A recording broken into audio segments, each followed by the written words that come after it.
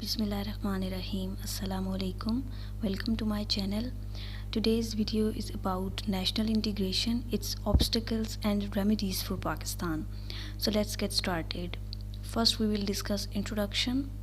National integration is the pursuit of harmony within the state, irrespective of religion, race, creed, ethnic background, and language. National integration binds every segment of society for the unified cause of serving and developing a nation state. Therefore, it has great relevance and a direct bearing on national security. Pakistan is a multi ethnic, multicultural, multilingual, and multi religious society where people of all ethnicities, cultures, languages, and religious groups belonging to different provinces live together. Muslims of various sects constitute 97% of the population, with the remaining 3% belonging to other religions such as Christians, Hindus, Sikhs, and others. Despite this fact, contemporary Pakistan is facing challenges in national integration because of various factors such as political and economic instability, ethno linguistic barriers, and weak national identity. But still, there is a silver lining to this cloud. The process of national integration will be strengthened on the precondition that governance at the national level should be able to provide a strong sense of national identity and national pride through equal development and ensuring equal rights for all communities, regions, and federating units. In introduction, you can write this quote: "We are now all Pakistanis, not Balochis, Pathans, Sindhis, Bengalis, Punjabis, and so on. And as Pakistanis, we must feel, behave, and act, and we should be proud to be known as Pakistanis and nothing else." Definition of national integration. National integration describes a process that unites people from different socio-cultural and racial backgrounds into a shared national identity to foster unity, harmony, and national consciousness. Additionally, it is a procedure that grants identical prospects and equal rights to various social groups. As we have discussed introduction and definition of national integration in Pakistan, now it's the time to describe major obstacles in the process of national integration in Pakistan. Although national integration is pertinent in Pakistan, it is not achieved because of various challenges.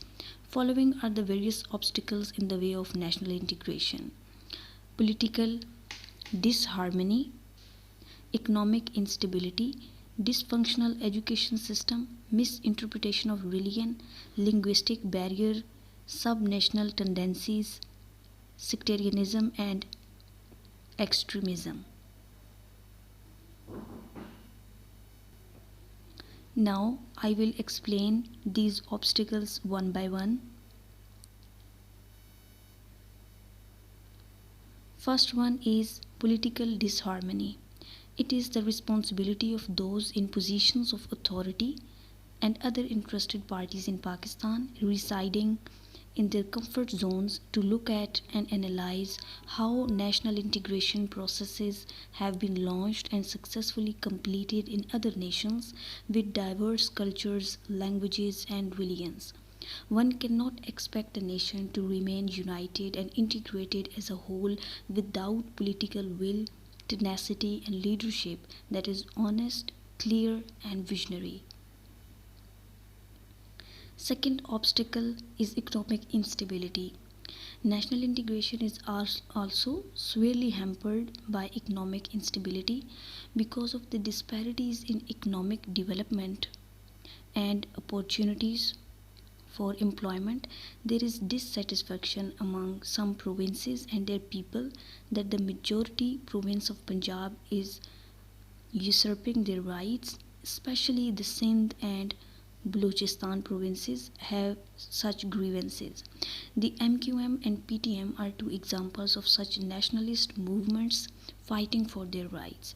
Additionally, some Baloch descendants who have been duped and supported by India and other powers ask for the independence of Balochistan, citing government's failure to ignore the development of their areas.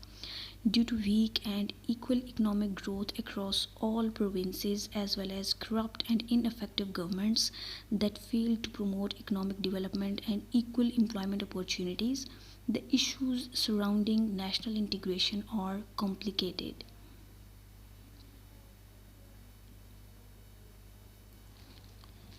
The third obstacle to national integration of Pakistan is dysfunctional education system. Dysfunctional education system in Pakistan, which is unable to give children equal opportunities to pursue basic high quality education, is the major contributor to the failure of national integration in the creation of Pakistani men and women. There are three tier education system in Pakistan: public, private, and madrasa. Private schools are for children from affluent families, while public schools are for children from middle class families. However, the mediocre and the carpet class favor Islamic education. As children from various schools learn different things, so a gap will emerge in them. And this educational disparity has grown to be a significant hurdle in national integration. The youth of Pakistan, who make about 50% of the population, cannot be expected to seek attachment to the land, values, culture, history, and other characteristics of the country in the absence of uniform educational system, particularly in terms of curriculum and modes of education.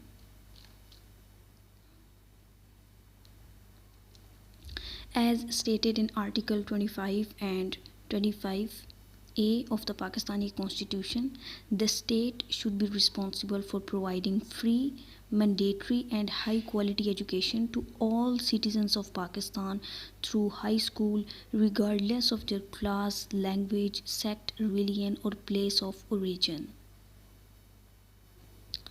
Fourth obstacle in the way of national integration is misinterpretation of religion. Religion presents a significant challenge to national integration in contemporary Pakistan.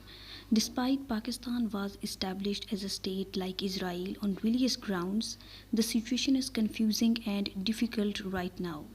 While Jews from all over the world arrived at their new home with a variety of cultures and eventually made up the majority in the region, formerly known as Palestine. In case of Pakistan, those who had migrated from India with Urdu as their common language were a minority because the native population already had their distinct languages and cultures.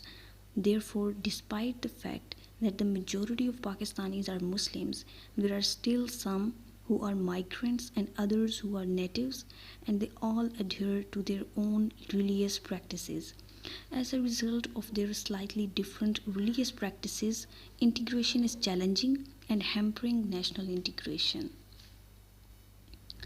Fifth obstacle is linguistic barrier. Language is also a significant barrier to promoting national integration.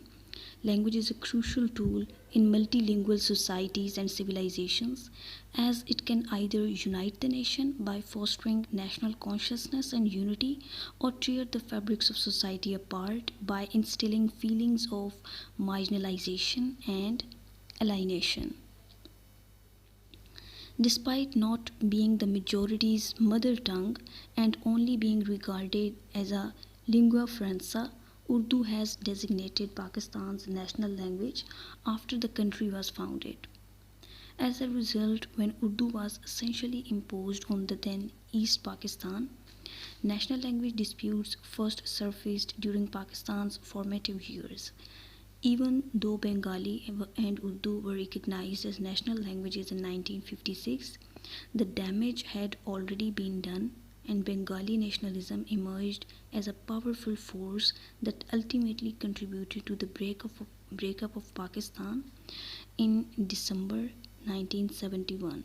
Again, when Sindhi was proclaimed the official language of the province by the Sindh Assembly in July 1972, language riots broke out, demonstrating that the Pakistan of the post 1971 era had not learned any lessons from the trauma of separation. It is the official language of Balochistan, KPK, and Punjab, even though it is not widely spoken in Pakistan's provinces. Language therefore poses a serious obstacle to Pakistan's integration. The sixth obstacle is subnational tendencies. Subnational tendencies also hamper national integration in Pakistan.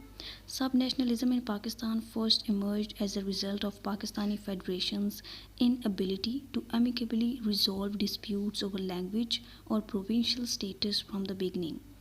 Subnationalism and a militant culture have emerged in Pakistan due to long term neglect, racial and political interest, tribal culture, and weak governance, which anti-state elements have abused. These factors threaten the country's social structure and national integration. As I have shared major obstacles to national integration in Pakistan with you, now is the time to discuss remedial measures to turn the table round. First one is culture. Culture plays an important role in promoting national integration. As in every culture, people's way of life is determined by their beliefs and customs. Thus, in multicultural societies, national integration is viewed as a tool to minimize cultural differences, even in complex societies, and forge uniformity across the nation. Second is strengthen social values. Many countries have trouble bringing their different groups of people together, but in few cases their leaders have been able to do so by promoting social justice, tolerance, rule of law, good governance, and democratic pluralism. All of the provinces need a good national social action plan to meet their social, economic, and political needs. It will reduce the imbalance between regions and provinces and give the federating units a strong sense of ownership, which will help the process of national integration. Third is inter-provincial harmony. To gear up national integration, inter-provincial internship programs with alluring benefits for qualified professionals like physicians, engineers, and managers of businesses should be promoted. At the national level, trade, labor, legal, and medical unions should be revitalized. Fourth remedial measure is adoption of bottom-top approach. Pakistan's quest for national integration would remain elusive without a bottom-up strategy. Thus, developing a sense of national identity at the grassroots levels is necessary. Fifth remedial measure is culture of tolerance. What is known as Pakistanist will be promoted to a great extent by taking care of the nation's resources and pursuing a tolerant attitude toward those who are different from one another in terms of race and language. The federal government should start holding regular seminars in the capitals of each province to teach people the value of unity in diversity and promote ethnic and social harmony. It will surely promote national integration. Sixth remedial measure is to promotion of merit rather than favoritism. Promoting a culture of merit instead of favoritism and nepotism is the best way to teach the goal of national integration. Seventh remedial measure is to empower local governance. An empowered local body system is indispensable for Pakistan to keep people satisfied, narrowing down the spread of mistrust and reducing separatist tendencies. Power transfer from provinces to local entities is a practical step toward ensuring the political system's continued development and the inclusion of underprivileged. Eighth remedial measure is the vibrant role of media. The media is crucial for fostering national unity and cultural fusion. A strong national story needs to be told to counter the extremist, sectarian, and provincial stories that are already out there. Now, I will share with you the best mode for national integration promotion. The railways are the only means of communication to foster national integration, as people from various provinces and regions travel together and exchange language, culture, and ways of life. In a nutshell, an insecure state will favor a certain class or ethnic group in order to maintain its hold on power, but it would not be aware of the harm done to the nation by pursuing such a policy. In this video, I have discussed with you the introduction, definition of national integration, major obstacle and the remedial measures. Now we will move towards conclusion. To sum up, national integration is a process of bringing together culturally and socially distinct groups within the unified geographical boundaries of the country in order to create a sense of oneness among them that is integral to national unity.